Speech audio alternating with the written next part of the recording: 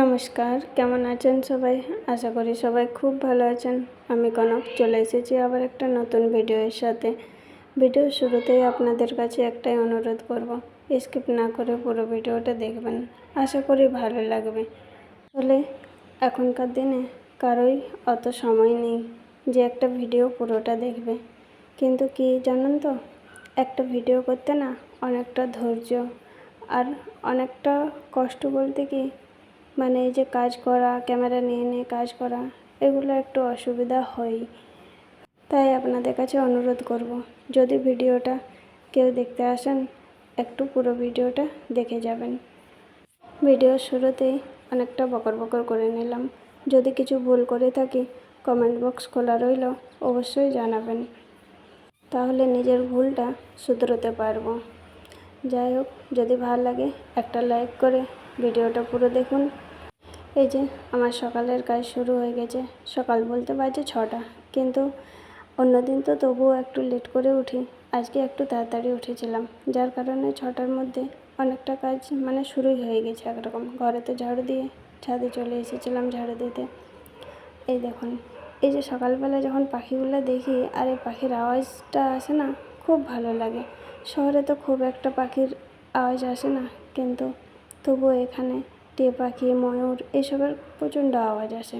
সকালবেলা যেহেতু একটু নিঃশব্দ থাকে, তো তাড়াতাড়ি কেউ ঘুম থেকে ওঠে না, বাচ্চাদের স্কুল যেহেতু এখন ছুটি রয়েছে, তাই সকালবেলাটা মানে টিয়া পাখির ডাকটাও বেশ শোনা যায় আর ময়ূরের ডাকটাও বেশ শোনা যায়।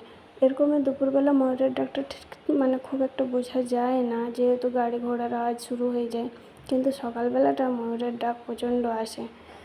এখানে জঙ্গল বলতে মানে যেহেতু ফরেস্ট অফিস সামনে আছে, একটুখানি জঙ্গলের মতো আছে, কিন্তু ময়ূরগুলো জঙ্গলে না, এরকম ঘরে ঘরেই ছাদে ছাদেই ঘুরে বেড়ায়, একদম যেমন মনে হবে যে কেউ হয়তো বাড়িতে পুষে রেখেছে, কিন্তু না, ওরা ছাদে ছাদেই ঘুরে বেড়ায়।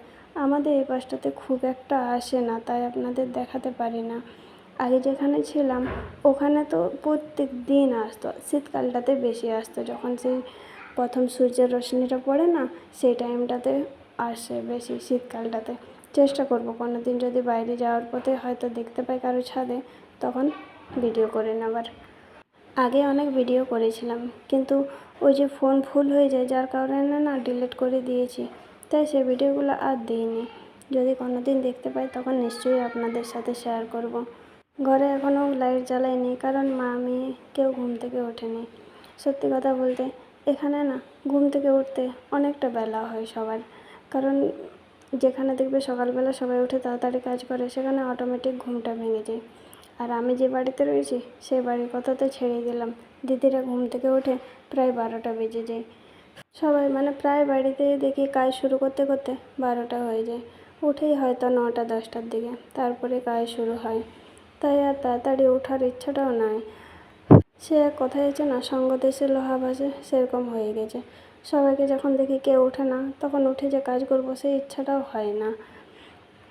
অথচ এই কাজগুলা 2 বছর আগে যখন সুরাটে ছিলাম তখন 8টার মধ্যে সব কমপ্লিট হয়ে যেত।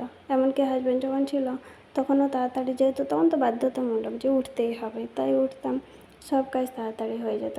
কিন্তু এখন এই কাজগুলো করতে কত যে লেট হয়ে যায়।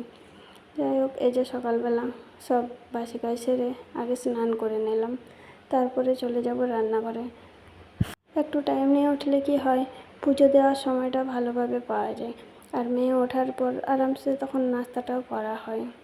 এই যে তারপর ছাদ থেকে জামা কাপড় মেলে পুজো দিয়ে নিয়েছিলাম, তারপর চলে এসেছি নাস্তা করতে।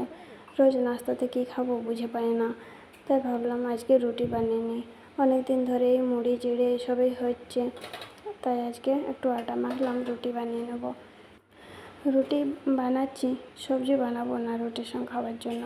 রুটির সঙ্গে তখন ওই যে একটু পরেই তো দুধ এসে যাবে, যেহেতু 8টা বেজেই গেছে প্রায়, তো দুধ আসবে, তখন না হয় দুধ রুটি মেয়েকে দিয়ে দেবো, আর আমি আর মা তখন চা করে নেব। এখন আর সবজি করতে গেলে অনেকটা লেট হয়ে যাবে।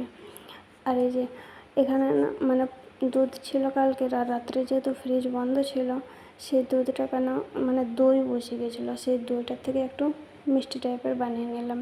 এটার সাথে রুটি খেতে বেশ ভালো লাগবে। এখন রুটিগুলো বানিয়ে নিচ্ছি, তার সাথে ডিম সিদ্ধ বসিয়েছি। এই আজকে বানাবো শুধু ডিমের ঝোল, অন্য কিছু সবজি বলতে এখন আর সবজি কিনছি না।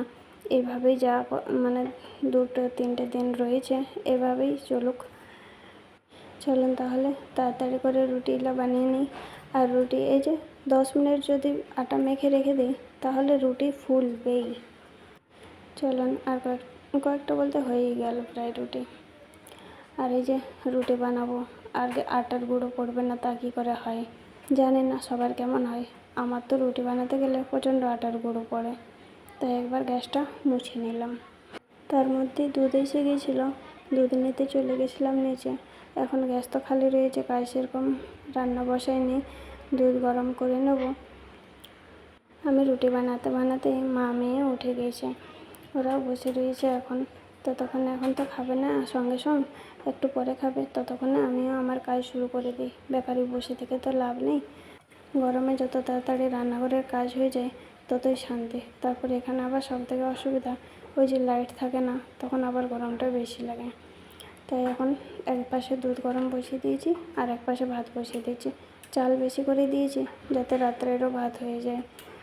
রাত্রে গরম ভাত গরম গরম খেতে ইচ্ছা করে না, তাই যদি দিনের ভাত থাকে তখন ওটা একটু খাওয়া যায়।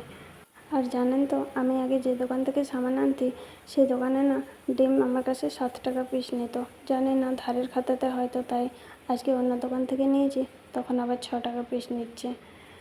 আজ না মানে কালকেই নিয়ে এসেছি, কাল যখন গেছিলাম না ওই মন্দির দিকে ঘুরতে, তখনই আসার পথে ডিম নিয়ে এসেছিলাম, 6 টাকা পিস নিয়েছে। কিন্তু এখানে যে দোকান থেকে আমি নিতাম ও জানি না সব কিছুই আমার কাছে আমার মনে হতো যে একটু যেন রেটটা বেশি নিচ্ছে। কিন্তু কী করবো, ধারের খাতা করে দিয়ে গেছিলো হাজব্যান্ড, তাই ধারের খাতাতেই নিতাম। ডিমগুলো ছাড়িয়ে নিয়েছি, এখন এই যে আলুটা কষে নিচ্ছি। আজ আলু সিদ্ধ করিনি, কারণ পাহাড়ি আলু তো ডিমের সাথে সিদ্ধ করলে ওই সঙ্গে সঙ্গে 2-3 মিনিটের মধ্যে গুলে যাবে। তাই আজ মানে পাহাড়ি আলু সিদ্ধ করা যায় না আগের থেকে, কারণ ওটা পেঁয়াজের মতো, মানে যত গরম জলটা হতে থাকবে ওপর খোসা ছাড়তে থাকবে, সেইভাবে সিদ্ধ হয়ে যায়। এই যে এখন রান্না প্রায় আমার হয়ে গেল, 2-3 মিনিট। পাহাড়ি আলু 3 মিনিট থেকে 4 মিনিট সময় লাগে, তার মধ্যে সিদ্ধ হয়ে যায়। এই যে এখন সব থালা বাসনগুলো ধুয়ে নিচ্ছি। আজকে না সত্যি কথা বলতে নিজেরই ফোনটা যখন আমি কাজ সব শেষ করে টাইমটা দেখছি, আমি নিজেই অবাক হয়ে গেছি। মানে সকাল 6টার থেকে প্রায় কাজ শুরু করেছিলাম, 6টার থেকে মানে 10টাও বাজেনি, 10টা বাজতেও 2-4 মিনিট বাকি ছিল, ততক্ষণে আমার সব কাজ হয়ে গেছে। আজকে নিজেকে দেখে নিজেই অবাক হয়ে গেলাম। আসলে মেয়ে যদি ঘুম থেকে আমার থেকে একটু লেটে ওঠে না, তাহলে আমার কাজগুলো আরও তাড়াতাড়ি হয়।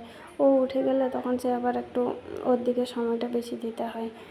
আর অনেকটা কাজ অফ ক্যামেরার মধ্যেই করেছি, কারণ যেহেতু ওই ঘরের বেডরুমের কাজটা পুরোটা অফ ক্যামেরার মধ্যেই করা হয়। এখন মেয়ে ঘুমিয়ে থাকে, লাইট খুব একটা মানে ছোটো লাইটটা জ্বেলে কাজ করতে হয়, আর ছোটো লাইটটা জ্বেলে কাজ করতে গেলে তখন ভিডিও ভালো আসে না, যার কারণে ওই ঘরে আর ভিডিও করা হয় না।